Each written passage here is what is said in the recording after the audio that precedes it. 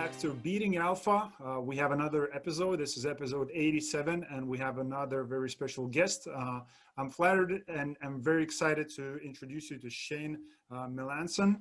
He's the CEO and Melanson Developments, a commercial real estate investor in Calgary, Alberta, author of Club Syndication, and host of the Investing Advantage.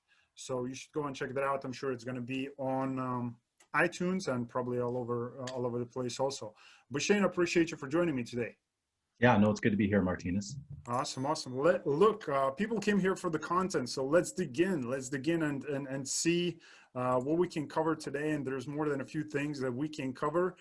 Sure. But first of all, maybe if you just tell us a little bit of your background and the story, how did you get involved in real estate business?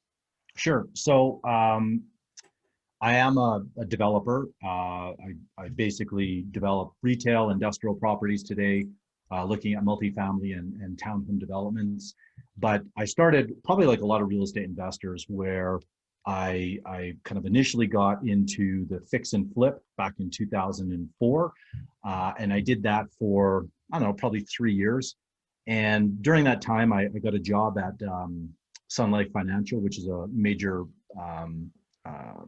insurance company here in North America, where I was lending about $200 to $300 million a year. And I started to see how, really big players were investing in commercial real estate.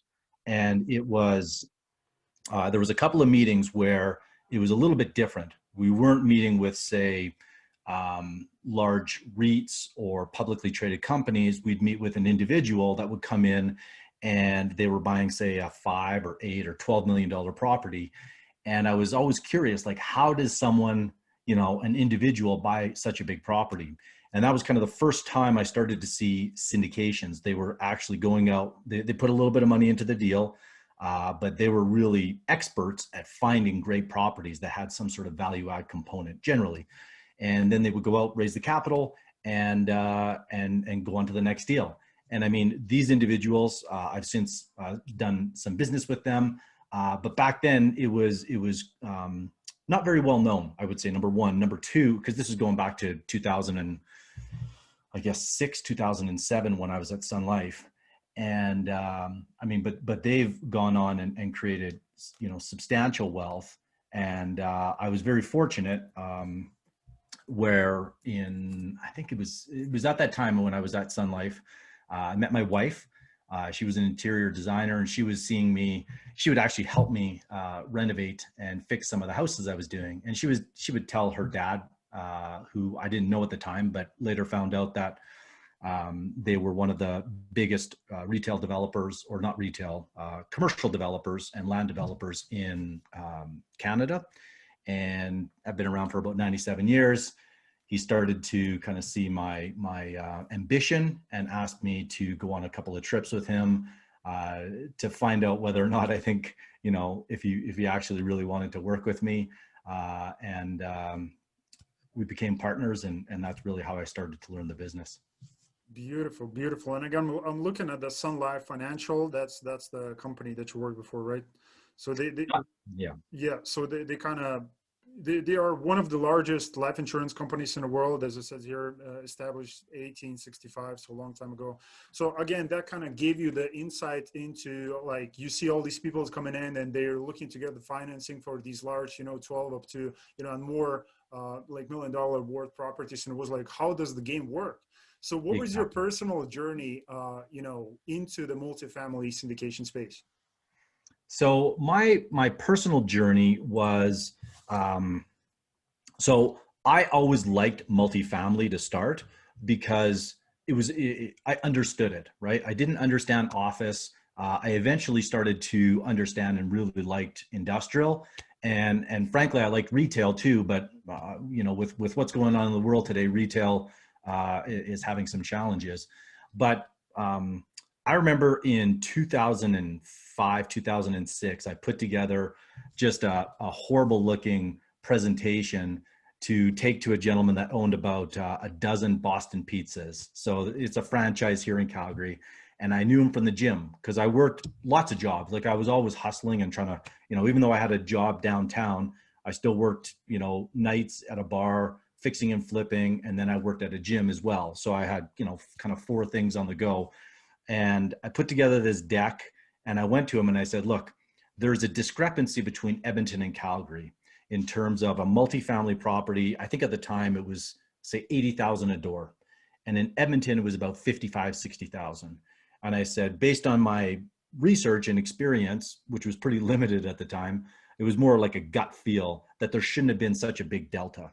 And so I presented it to him and he liked it, but I don't think he had faith, and probably rightfully so, because I wasn't, I would have hustled, but I really didn't have the complete picture on how to invest in apartments at the time. But I continued on it. And like I said, once I met my father-in-law, he started to really kind of put the whole picture together for me, as you called it, and as I call it, the game of commercial real estate. So at that point, it was like, here's how you raise capital. Here are the type of deals we're looking at. And so we went down to the US in 2008, 2009 during the financial crisis, and helped his company, or his family company, buy about 750 units in Houston and Dallas. And so at the time, there was very few investors looking at these properties. I mean, you can imagine this is when everyone thought the world was kind of coming to an end, and there was a lot of fear in the market. So I don't think that we're there yet, given kind of the state in 2020, but I can tell you that there's certainly a lot of similar attributes in the market. A lot of uncertainty, a lot of questions in terms of what's really going to happen. I would say the difference is the fundamentals are probably different in the sense that there's a lot of people losing jobs, and really there's, you know, a pandemic is quite different than a financial crisis. But what I would say is when there's uncertainty and fear, it's generally when sophisticated, smart investors start coming back into the market. And so back in 2009 to 2011, we weren't competing. I mean, today, go out and try to buy a great multifamily property. You're competing with 25 other bidders, or at least 6 months ago you were. And really it's the person that has the lowest cost of capital, and and really just, you know, is not buying on today's metrics. They're really buying on either future growth or whatever their you know, risk parameters are. Very difficult for syndicators or private investors to compete with. I think that that's going to change. Yeah, buying on a pro forma and a gut feeling. That's right. Yeah. Got it. So okay, so like I think a lot of audience are not familiar a little bit with the, you know, Canadian market, but like what specific market are we talking about? Like where you're based currently? You're in Calgary, Alberta, right? Yeah. So okay. I'm based in Calgary, but I've done business in the US, and I've done business, and actually right before the pandemic, I was actually working on a couple of properties in Phoenix. But now with travel bans, I mean, I wasn't able to kind of pursue them. So, but yeah, go ahead. No. Sorry. Maybe there was something worth mentioning. No, I was just going to say that. So in Canada, I mean, it's the dynamics are similar but they are different. There's nuances for sure between Calgary or Canada and the U.S. But I primarily now focus across Canada. I try to stay as close to home as possible because I've done investments as far as Toronto and even out to Halifax. But I think if you've been in the business for a while, you understand that you have a competitive advantage when you're investing close to home, right? Because there you have the relationships, you can go drive by it, you can look at it. And because I do developments now, I like to be able to go see that. And I've got the relationships and connections like right here, right? That's my competitive advantage. I had a conversation with a guy in New York who's looking to raise some capital for development there. And he was asking me, you know, if I was interested. And I said, well, in what capacity? Because I add zero value to coming into your market. I'm dumb money, right? Like I'm the bigger fool. And he said, no, you know, basically just looking for equity. And I said, okay, well, if that's the case, then maybe there's something to talk about. But frankly, I'm raising equity for my own deals, and I'm finding so many right now that I'm not sure I'll be an investor, but let's continue the conversation and see where it goes. But Yeah. Okay, so talking about raising equity for your own personal deals, so can you kind of give a few insights, for the audience who are looking, because again, at the same time, we have a lot of guests who are multifamily syndicators, builders, but a lot of them are kind of in the States, Southeast, Southwest. So can you give a few, pros and cons, Canada versus US?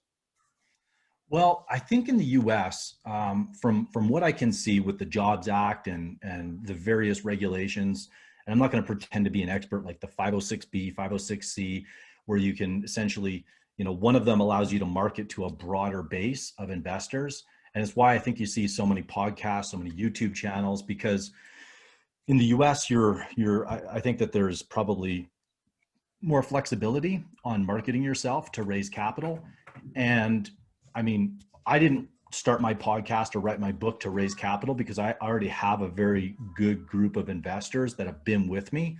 I have other reasons, and one of which is to find more deals because, as you know, like smart money follows great deals, right? And so if I can see a deal first before anybody else, that's a huge advantage. But your question specifically on raising capital, what I would say is, I think that my experience is new investors to the world of commercial real estate, and whether it's multifamily or industrial, whatever it happens to be, I think that they take this marketing approach, and in terms of going like broad versus identifying 20 to 50 investors that you want, like I call it your dream 50. It's a concept I learned from Chet Holmes. I think he calls it his best buyer strategy. And now there's a lot of people that are out kind of teaching it, but Chet was, I think, really the first person, and he worked with Tony Robbins. And long story short, the idea behind it is you're strategically going after partners and investors that would be a good fit, right? And so, and if you think about it, like I'm helping a gentleman right now who's buying a 57 unit apartment building, and he started with more of a broad approach. And I said, look, who knows you right now? Because the people that already know and trust you and like you, then they're far more apt to invest in your first deal, right? When you're out trying to raise capital, they're really betting on the jockey first and the deal, right? So if you are going to someone that you've never met and you don't have a track record, I think it's a longer road. I mean, certainly you can do it. I mean, I've got a buddy who has a daily podcast, and he just raised, a significant amount of money for his first deal, but it was like 18 months of a daily podcast. So call that 500 episodes and whatever he invested to get there. That's one road for sure. But if you've got, let's say, 10 business owners or 10 people that are doctors, dentists, engineers, people that are making enough money, right? Because you really want to be going after accredited investors from my perspective. And you like consciously have those types of conversations. And I would always start raising capital before I need the money, because generally what happens is I have a deal under contract. I need to raise $2 million in 30 days.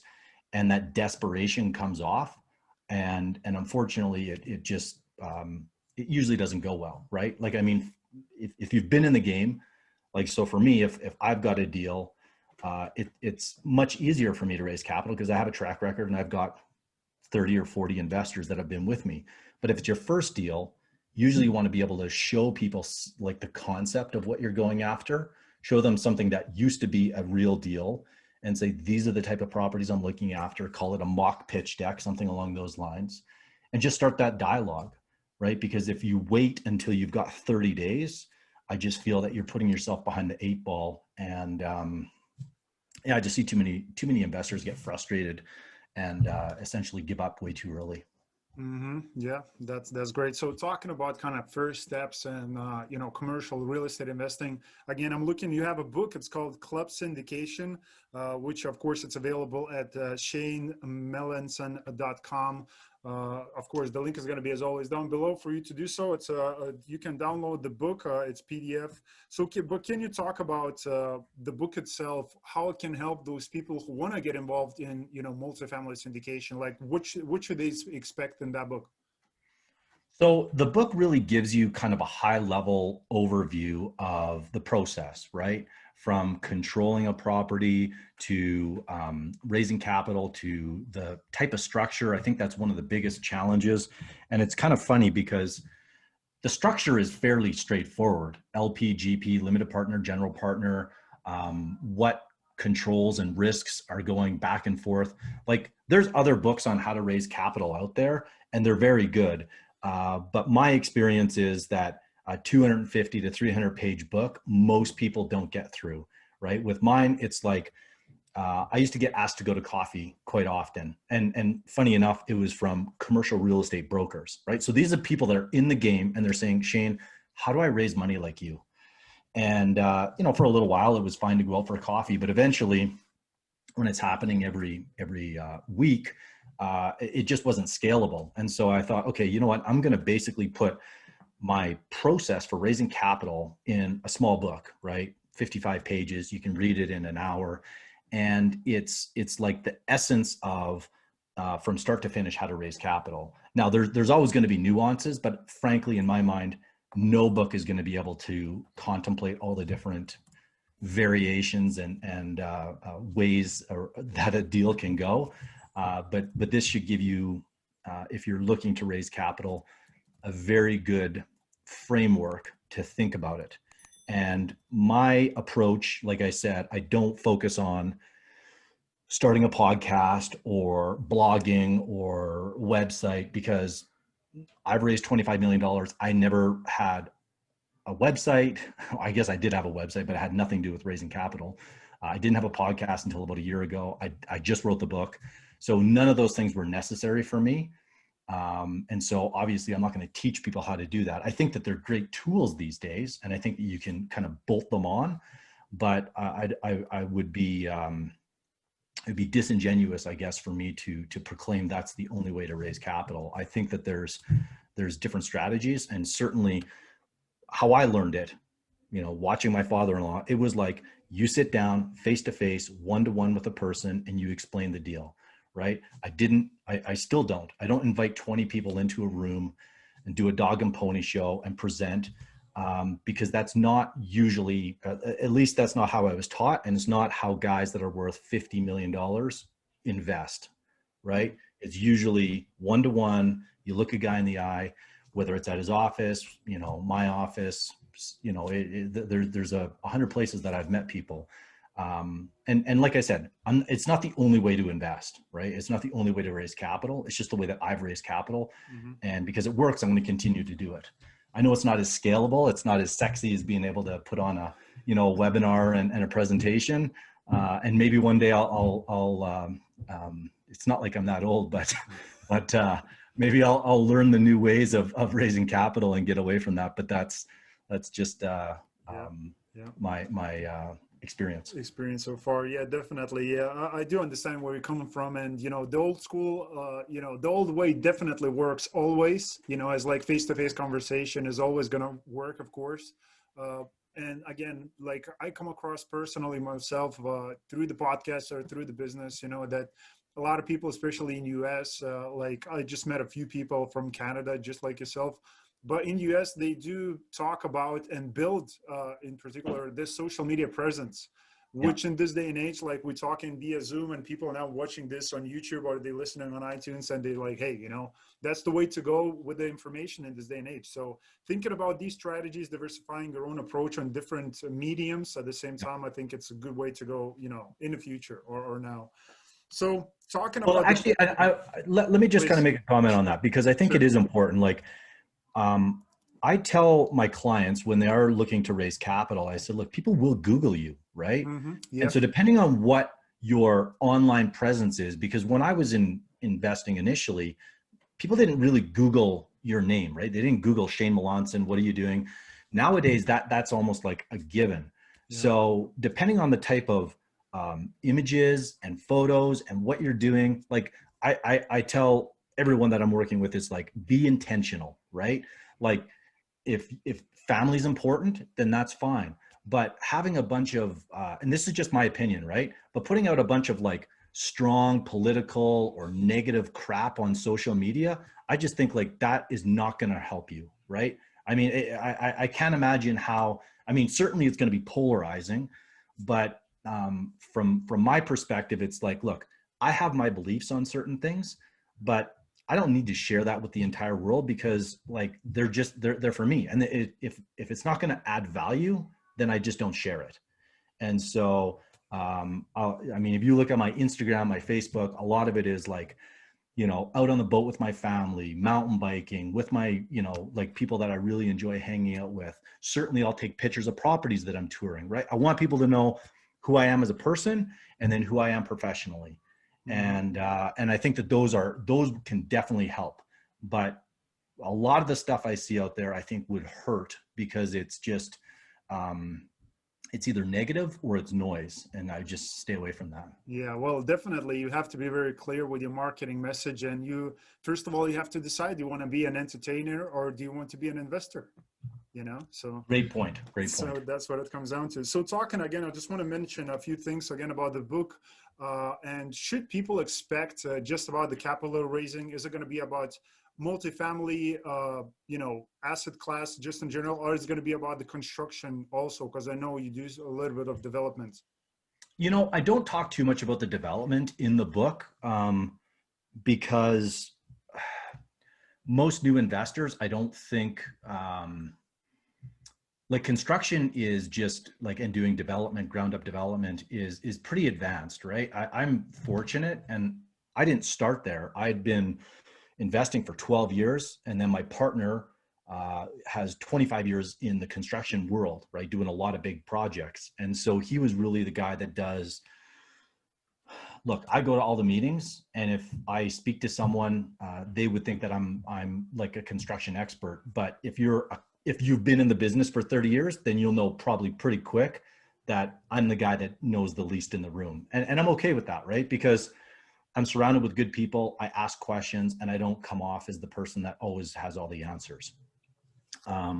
So the book itself, I don't really talk too much about that, because what I would say on the construction side of things, and I probably didn't get into this in my book, maybe in an update I will, it's a lot of it is all about debt, right? Because you need, let's just say you need $5 million for a project. Well, probably 65 to 75% of that is going to be debt. And yet very few people understand the world of debt and the risks and what's involved. I mean, in the US, what's great is, for the most part, you can get non-recourse, right? You don't have to put up any type of covenant. Now, you do need to have personal net worth and whatnot. But I mean, if there's not a lot of risk, generally you can buy a sponsor to be able to come into your deal. In Canada, you don't have that, right? It's almost unheard of to have non-recourse debt. And on construction, forget about it, right? And I think in the US too, on construction, you do have to guarantee your loans. Wow. Because frankly, the banks are looking at that saying, you know, we want you to have skin in the game. We don't want you to walk away from this deal. So I don't talk about that in the book specifically. And I don't talk about specifically multifamily. I talk about commercial real estate because in my experience anyways, there's nuances because there's different lenders that will focus on, like in the US, you have Fannie and Freddie, and they don't lend on commercial properties, right? Mm-hmm. Same as in Canada, you have CMHC. You're not going to have those guys lending on an industrial building or an office building for that matter. But beyond that, the principles and the fundamentals, that's usually what I try to focus on, right? How do you find the right deals so that you can actually get the money, both equity and debt? How do you control those deals, right? Put yourself in a position to be able to do them. And controlling, like when I first started, I didn't have the money to be able to buy these deals. So my value was in finding opportunities that would get an investor excited. I always say, I need to justify my existence in a deal. And so to go out and find like a coupon clipper, like a 6% yield, I mean, investors are going to go to the stock market where they can get 7% or 6%, but they have liquidity, right? If they're going to come into my opportunity, I need to show them something that's going to be, you know, exciting, interesting, right? Like, and certainly there might be a little more risk, especially on a development deal. But I generally de-risk my deals, and I talk a little bit about that. And I really focus on the marketing and sales, and not taking for granted there's going to be demand, but actually securing that demand in advance. So we can talk about that, or wherever you want to go. Yeah. So, but the first thing I just want to mention, that's very interesting. Again, talking about recourse, non-recourse, financing, like comparing to the US. Again, if you have to put your own assets on the line, if you're looking to build a project, that might be tricky for somebody who is just getting started, so that's something to think about. I want to talk again about your personal, deal underwriting, maybe a little bit, maybe the deals that you're currently looking for. Because again, as I mentioned before, like I have no clue what's going on currently in Canada. And by the Sure. way, that you sound like you said that you're focusing more on Canadian market at the moment. So maybe you can talk about the current deals, what you're actually looking for. Sure. So I've got a current development right now. It's a retail development. And I alluded to it earlier where I said that I try to de-risk my deals as much as possible. So I put the land under contract and I secured a tenant before I remove conditions, right? So I have an anchor tenant. It's a $6 or $7 billion company so I feel comfortable with that covenant, right? They're going to be there for the next minimum 15 years. So from there, I now have, let's say I bought just under 2 acres. Now I have about an acre of land for free essentially, right? And now it's taken a lot longer, right? But we have 2 more tenants, and we have that we signed up during the pandemic. Now, what am I looking at today? I'm not looking at retail today. It just so happens that we bought that 2 years ago, right? So I have to still work through the process, and fortunately our tenants are, they're Amazon proof and COVID proof and all that kind of stuff. But I guess nothing is completely immutable to what's going on. Mm-hmm. What I'm looking at right now, I'm looking at a portfolio of industrial buildings. Okay, so I have I put together a bit of not a pitch deck, but this is going out very targeted, right? So I sent it out to 2 people last week, and I said, here's a portfolio. I've narrowed it down from 10 to 3. I'd like to do an industrial condo. So these buildings are small multi-bay industrial warehouses. Okay. And the idea would be to put a condo title on it, just like you would buy an apartment building, and condominiumize it and potentially sell it off. And the reason I say that is because I have experience doing that here, even though it was a ground up development and we did multi-bay industrial. So I know the demand, I know what the price per square foot is. And basically I just look at it as an arbitrage. If I buy it for $110 a foot and I can sell it for $175 to $200 a foot, and it costs me $15 to $20 a foot to convert, and it takes me 3 years, you know what I mean? So you just run the numbers, and it's just like, here's what the IRR looks like.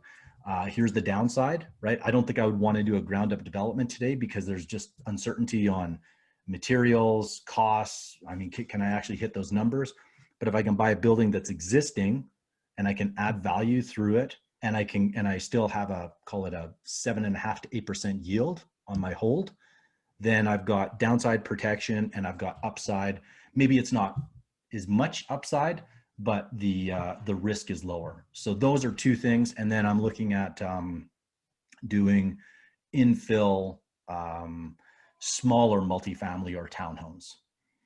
Mm-hmm. That you're going to be, are you going to just plan to sell those? Or going to keep them? What is the strategy on those? It would depend, but likely rental. And the reason for that is, and this goes back to financing, right? Like it's funny how most things go back to financing and debt, really. Yeah. And if I do for sale, I need pre-sales.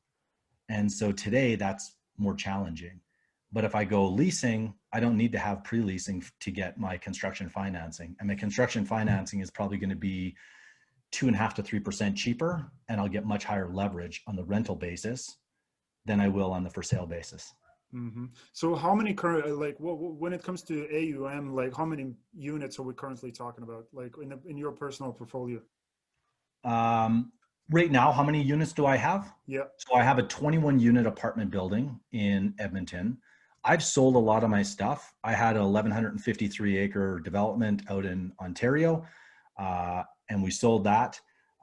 It was good timing. And like I said, we got rid of all the apartments in the US. And then I have my retail development. So I don't want to say that I could see that the market was what's the word? I sensed that the market was frothy in 2017, 2018, 2019.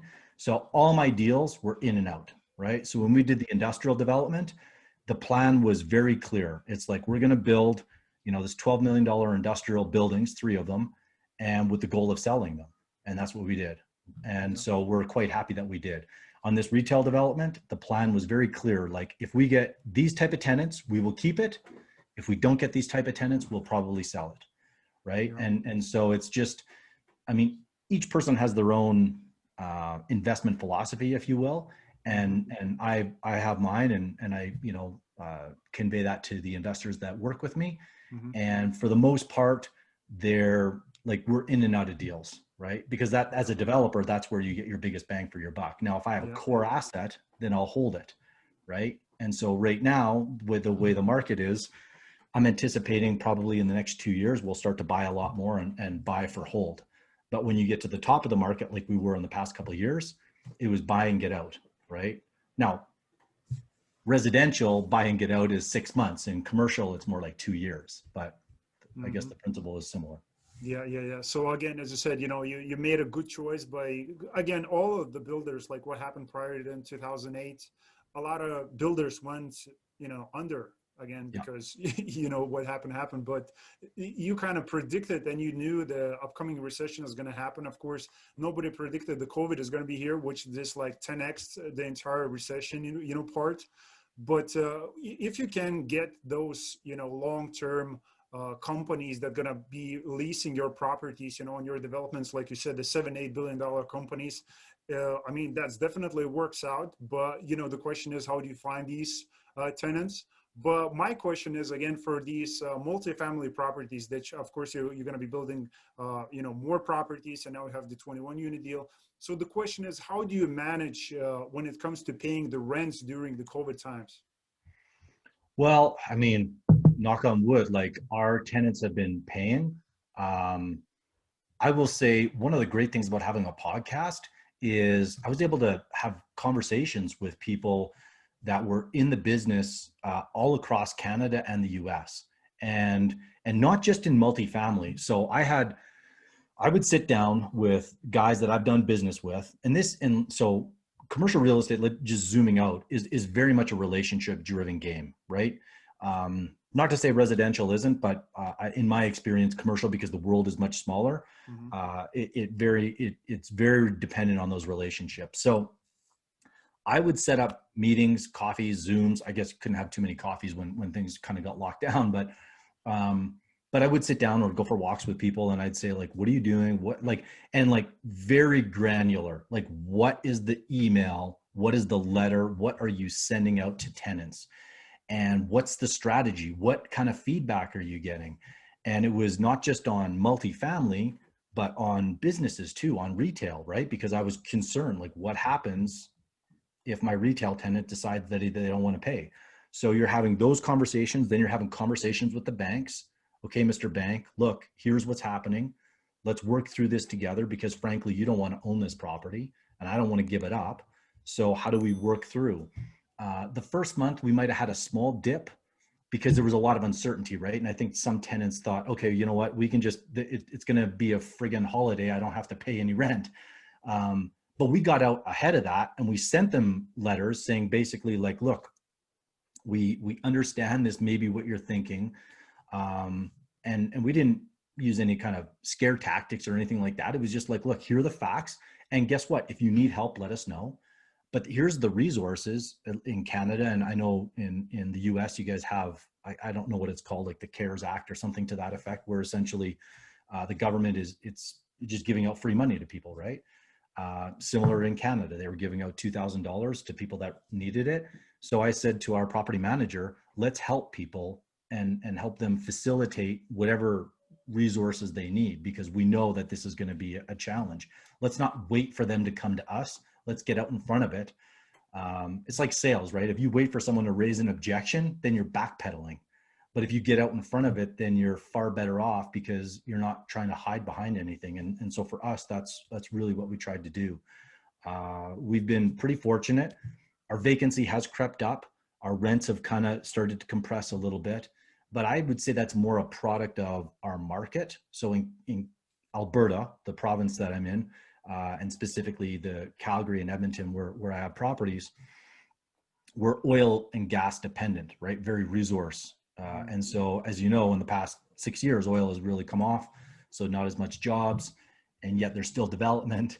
And so it's put pressure on older properties, right? And so I learned some lessons. Like the apartment that I own right now, we executed the plan perfectly for the first 2 years during an up market, and yet I didn't foresee oil would go from 110 a barrel down to $30 a barrel.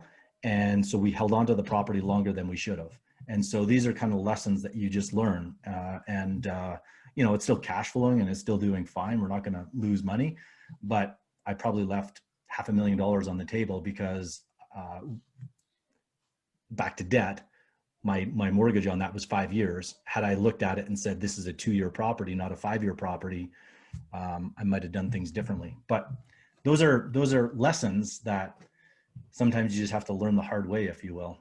Yeah, well, definitely. So talking about the lessons, you know, again, coming back to the book, you have a club syndication, which is the book that people can get that for free in the website, and the Investing Advantage podcast. So maybe you can talk a little bit, as you mentioned, you know, you knew people who kind of, it helped them to raise capital, you know, by making these podcast episodes. So can you talk about what do you cover on your personal podcast, like, and how often do you put out episodes there?